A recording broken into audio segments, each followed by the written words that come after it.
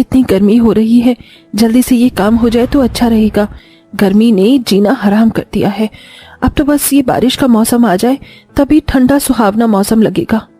बिल्कुल ठीक बोला बहू तूने, फिर हमें गर्मी नहीं लगेगी और बरसात में गर्मा गर्म पकौड़े भी खाएंगे। हाँ माँ, आप तो मेरे लिए प्याज और गोभी के पकौड़े बनाना मुझे बहुत पसंद है। जरूर मेरा बच्चा। सुरभि का गरीब परिवार बड़ी मुश्किल से अपनी जिंदगी काट रहा था। जून जुलाई की गर्मी से बेहद परेशान थे, लेकिन फिर कुछ दिनों बाद ही धीरे धीरे धूप कम हो जाती है और बारिश का मौसम शुरू हो जाता है। मॉनसून की पहली बारिश से सुरभि का बनाया हुआ मिट्टी का घर खराब होने लगता है और घर में खिड़की से पानी आने लगता है। माँ देखो, खिड़की से कितना पानी आ रहा है, अब क्या होगा? अरे बेटा डर मत, थोड़ा सा ही तो पानी है, अभी मैं सुखा दूंगी। बहू, इस पानी को बाहर निकालने के बाद पकौड़े बना लेना, खाने का मन है। पकौड़े तो बना दूंगी माँ जी, पर बेसन नहीं है, आटे के बना दूं? हाँ आटे के ही बना दे। अब वो स्वाद नहीं मिलेगा पर थोड़ा तो अच्छा लगेगा कि बारिश में पकौड़े खा रहे हैं। मैं लहसुन की चटनी बना देती हूँ, धनिया सूखा हुआ पड़ा है। ठीक है माँ जी। गरीबी और बारिश के आने से अभी सुरभि का परिवार इतना परेशान नहीं था जितना आगे जाकर होने वाला था। फिलहाल बहू खिड़की को खाट से ढक देती है, जिससे खिड़की से घर में पानी आना बंद हो जाता है और वहां की सफाई कर देती है, चटनी बना देती है और बहू आटे से ही पकौड़े बना लेती है, जिसे सब लोग मिलकर खा रहे होते हैं। अरे वाह बहू, हम गरीब लोग भी अच्छा जुगाड़ कर लेते हैं। आखिर बारिश और पकौड़े को हो ही गए, दूध और चीनी होती तो चाय का भी जायका मिल जाता। पर छोड़ो माँ, मुझे तो ये पकौड़े बहुत अच्छे लग रहे हैं, और दो ना। मैंने थोड़े से ही पकौड़े बनाए हैं, घर में तेल नहीं था, जबकि 4 पकौड़े पापा के लिए भी छोड़ दे, वो शाम को आएंगे तो खा लेंगे। ठीक है माँ, मैं बाहर बारिश में नहाने जा रहा हूँ, पहली बारिश में नहाना तो बनता है ना। अरे अशोक बेटा सुन तो, अरे तू बीमार मत पड़ जाना, वरना और लेनी देनी हो जाएगी। चला गया ये लड़का खा पी कर। गरीब बहन अपने परिवार में खुश थी, तो वहीं सुरभि की छोटी बहन दिया अमीर परिवार में रहती थी, जो बारिश के कीचड़ से बहुत नफरत करती थी, लेकिन बारिश में पकौड़े खाना तो उसे भी पसंद था। माँ माँ, बारिश हो रही है, आपने पकौड़े बनाए? स्कूल से आ रही थी तो ड्रेस भीग गई, मुझे रेनकोट चाहिए, इस अम्ब्रेले से कुछ नहीं होगा मेरा। ओह माय डार्लिंग, मैं तुम्हारे लिए अभी रेनकोट मंगवा देती हूँ। जहाँ तक पकौड़े की बात है तो मैंने रामू काका को बोल दिया है, वो बना देंगे। इतने में रामू काका अलग अलग पकौड़े बनाकर ले आता है, जिसे खाकर माँ बेटी बहुत खुश होती हैं। Wow mom, this is so delicious. हाँ बेटा जरूर। माँ बोल रही थी कि बारिश में रेनकोट लेंगे, फिर आप भीग नहीं जाओगे? अरे बेटा ऑनलाइन रेनकोट मंगा लूंगी तो वो यहीं पर ही दे जाएगा ना, मुझे कहीं जाना नहीं पड़ेगा और टाइम की भी बचत होगी। तेरी माँ अमीर है, एक फोन घुमाते ही सब कुछ मंगवा सकती हूँ। ठीक है माँ, मेरे लिए म्यूजिक बैंड भी मंगवा देना, बारिश की वजह से ये वाला खराब हो गया है। ओके बेटा। माँ चलिए ना बारिश में एंजॉय करने बाहर चलते हैं, मजा आएगा। नहीं बेटा, मुझे बारिश अच्छी नहीं लगती, रहने दो। मॉम प्लीज चलिए ना। अच्छा ठीक है। फिर दोनों माँ बेटी बारिश में भीगकर बारिश में मजे करती हैं। ऐसे ही 2-4 दिन मॉनसून के बीत जाते हैं। अब बारिश से आसपास गरीब गांव की बस्तियों में जल ठहराव होने लगा, जिसमें एक घर सुरभि का भी था। बारिश से उसके घर में पानी आने लग जाता है और उनका मिट्टी का घर भी बेकार हो जाता है। हे भगवान, ये क्या हो गया, सब घर बर्बाद हो गया, पानी आ रहा है, अब हम कहाँ जाएंगे रहने। माँ जी, इससे पहले ये घर हमारे ऊपर गिर जाए हमें यहाँ से निकलना चाहिए। रमेश जी, आप अशोक को संभालिए और सारे सामान को बाहर निकालिए। हाँ हाँ मैं करता हूँ। माँ, पिताजी, ये सब क्या हो रहा है?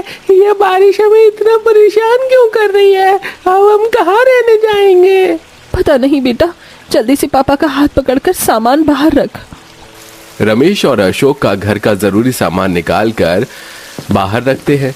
जैसे ही सास बहू बाहर निकलती है, बारिश और आंधी से उनका घर बिखर जाता है, जिसे देखकर वो बहुत रोते हैं और भीगते हुए गरीब बहन का परिवार बारिश में एक पेड़ के नीचे रुकता है, जहां उन सब ने प्लास्टिक की पन्नी को अपने सिर से ढका हुआ था और सामान रखा हुआ था। शुक्र है हम अपने घर से थोड़ी दूर यहाँ आ गए, यहाँ पानी जमा भी नहीं है और पेड़ भी मिल गया, जिसके नीचे बारिश की बूंदें कम लग रही हैं। लेकिन हमारा घर तो बेकार हो गया। अब हम कहाँ जाएंगे, कहाँ रहेंगे अगर ये बारिश नहीं थमी तो। पता नहीं माँ, बारिश हर जगह हो रही है और आगे जाएंगे तो पानी वगैरह मिल जाएगा। उससे अच्छा है फिलहाल हम यहीं रहें। माँ मुझे बहुत भूख लग रही है, कुछ खाने को ले दीजिए ना, मेरे पेट में दर्द हो रहा है। खाने के लिए तो बेटा, अरे हाँ, थोड़ी सी मूंगफली रखी है। रमेश जी, मुझे वो पोटली दीजिए, मैंने उसमें रख दिया था। इसे खाने के लिए दे दीजिए, इसकी भूख भी मिट जाएगी। अशोक मूंगफली खाने लगता है तो उसमें से थोड़ा थोड़ा अपने माता पिता और दादी को भी खिला देता है। बेटा, ये तो क्या कह रहा है, थोड़ा सा ही तो है, तू खा ले। मेरी तरह आप सब लोग भी भूखे हो, पता नहीं कब खाने को मिलेगा, इसलिए आप भी ले लो। जैसे आपको मेरी चिंता है वैसे ही मुझे आप सबकी चिंता है। मेरा प्यारा बच्चा, ओहो, यहाँ से तो हमारे कपड़े थोड़े बहुत भीग गए हैं। इतना बचाव करने पर भी ये कैसे हुआ? अरे सुरभि, इस पन्नी में छेद है इसलिए ऐसा हो रहा है। हे भगवान, मुझे तो लगता है एक के बाद एक परेशानी आए जा रही है। बारिश बंद नहीं होती और धीरे धीरे शाम हो जाती है और मच्छर काटने लगते हैं। माँ मुझे मच्छर काट रहे हैं। मुझे भी। ये लो, आप सब एक एक चुन्नी ओढ़ लीजिए जिससे मच्छर न काटे। बारिश बंद हो रही है, धीरे धीरे यहीं सो जाते हैं, अगले दिन देखते हैं क्या हो सकता है। हाँ बेटा। इस तरह भूखे पेट गरीब परिवार पेड़ के नीचे सो जाता है। बारिश थम जाती है और सुबह हो जाती है। सब लोग थोड़ा थोड़ा भीग गए थे जिस वजह से सबको बहुत ठंड लग रही थी और आती जाती गाड़ियों की वजह से वो छींकते हुए उठ जाते हैं। अच्छा अच्छा, अरे बहू, सर्दी लग गई। रमेश बेटा, किसी तरह चाय पिलवा दे हम सबको, थोड़े बहुत तो पैसे जेब में होंगे। हाँ माँ, 20 रुपए है। फिर रमेश चाय की दुकान से कुछ मट्ठी और चाय अपने घर वालों के लिए ले आता है जिसे वो पीते हैं और ठंड से कांप रहे होते हैं। वहीं दूसरी तरफ अमीर बहन की बेटी कागज से नाव बनाकर खेल रही थी तो उसकी माँ कहती है, मेरी बच्ची मानवी, ये तो मैं भी बचपन में करती थी। मुझे पता था बरसात के दिनों में तू भी करेगी, इसलिए मैं तेरे लिए रिमोट कंट्रोल बोट लेकर आई हूँ। अब तो इसे पानी में चला, इस कागज की नाव को छोड़। सच्ची माँ, थैंक यू, आप बहुत अच्छी मम्मी हो। दादी देखो, माँ ने मुझे क्या दिया, और पापा, मुझे गरम गरम भुट्टे खाने का मन कर रहा है, प्लीज बाहर से ले आइए ना। मैं तेरे लिए पहले ले आया, अब तो इसे खा ले। सुनो रिया, आज मेरे क्लाइंट तुमसे मिलना चाहते हैं, इसलिए मेरे साथ चलो, बाहर ड्राइवर वेट कर रहा है। जी आई। अमीर बहन अपने अमीर ससुराल में बहुत खुश रहती थी, लेकिन गरीब बहन बारिश के दौरान बहुत परेशान थी। दोनों हस्बैंड वाइफ 4 पहिए की गाड़ी में बैठकर निकल जाते हैं।